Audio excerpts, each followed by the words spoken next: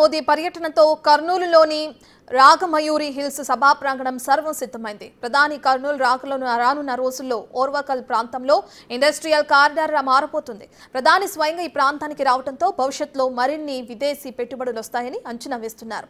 సంబంధించిన పూర్తి డీటెయిల్స్ మా ప్రతినిధి శ్రీరామ్ అందిస్తారు.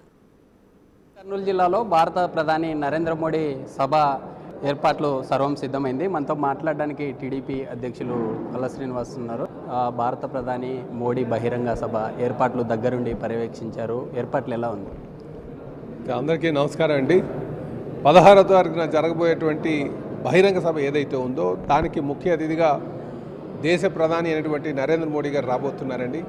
ఇప్పటికే మేము ఆ సభా ప్రాంగణాన్ని ఒక వారం రోజుల క్రితం దాన్ని గుర్తించడం, ఆ ప్రాంగణాన్ని షెడ్లు ఇప్పటికే నిర్మాణం చేసుకొని, అలాగే పార్కింగ్ సౌకర్యాలు చూస్తూ, అలాగే వచ్చినటువంటి వారికి ఎటువంటి ఇబ్బందులు లేకుండా అక్కడ టాయిలెట్స్ కానీ, రెడీమేడ్ టాయిలెట్స్ కానీ, రోడ్లు కానీ, అలాగే కమ్యూనికేషన్ కానీ అన్ని ఏర్పాట్లు కూడా చేయడం ఇప్పటికి జరిగింది. ప్రధానంగా రాయలసీమ కేంద్రంగానే ఈ 3 సభలు జరగడం. మాజీ సీఎం ఇలాకాలోనే మహానాడు నిర్మించుకున్నారు. మన ఏదైతే సూపర్ 6 కావచ్చు, సూపర్ హిట్ సభను అక్కడ పెట్టేసుకున్నారు. ఇప్పుడు కర్నూలులో పెట్టడం వెనుక ఉన్న ఆంతర్యం ఏదన్నా ఉందంటారా? రాయలసీమ ప్రాంతంలో పెట్టడం మా ప్రాంతం మా ముఖ్యమంత్రి గారు ఒక ఆలోచన, కూటమి పార్టీ నాయకులు ఒక ఆలోచన, మా యువ నాయకులు, భవిష్యత్ నాయకులు లోకేష్ బాబు గారు ఒక ఆలోచన, అన్ని ప్రాంతాలని సమపాలుగా అభివృద్ధి చేయాలని ఒక ఆలోచన. కొంతమంది ఏంటంటే కొన్ని ప్రాంతాలే అభివృద్ధి చేస్తున్నారు, చేయట్లేదని ఒక ప్రాంతాల మధ్యన చిచ్చుపడడానికి చాలామంది ప్రయత్నం చేస్తున్నారండి. అలా కాదు.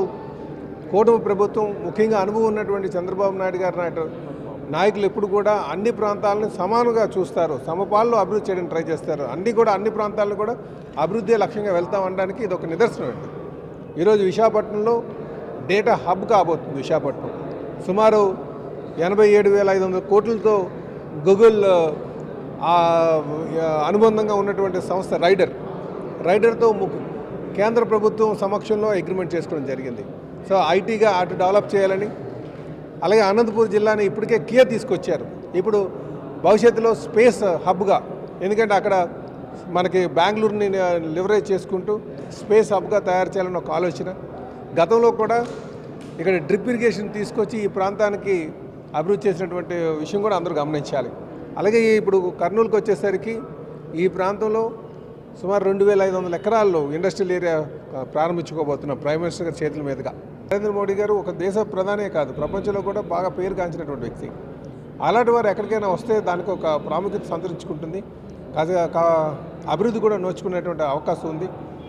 కనుక అందుకనే వారు శ్రీశైలంకి వచ్చినటువంటి సందర్భంలోనే కర్నూలులో ఇండస్ట్రియల్ ఏరియా స్టార్ట్ చేయాలని ముఖ్యమంత్రి గారు ఒక ఆలోచన, ఉప ముఖ్యమంత్రి గారు ఆలోచన, రాష్ట్ర బీజేపీ నాయకు ఒక ఆలోచన, ముఖ్యంగా మా యువ నాయకులు, భవిష్యత్ నాయకులు లోకేష్ బాబు గారు ఒక ఆలోచన కూడా తెలియజేస్తున్నారు. ఇది మొత్తంగా ఏదైతే ఈ కర్నూలులో జరుగుతున్నటువంటి బహిరంగ సభకు సంబంధించి అన్ని రకాలైనటువంటి ఏర్పాట్లు చేశాం. రానున్న రోజుల్లో ఖచ్చితంగా విదేశీ పెట్టుబడులు ఈ ప్రాంతానికి వచ్చే ఛాన్స్ ఉంది. దేశ ప్రధాని స్వయంగా ఇక్కడే ఏదైతే ఓరోకల్ సమీపంలో ఉన్న ఇండస్ట్రియల్ కారిడార్లో ఉన్నటువంటి పరిశ్రమలను వర్చువల్గా కూడా ప్రారంభించిన ఛాన్స్ ఉంది. రానున్న రోజుల్లో తిరుమల తరహాలో శ్రీశైల దేవస్థానం కూడా అభివృద్ధి చెందే అవకాశం ఉందంటూ కూడా తెలుపుతుంది.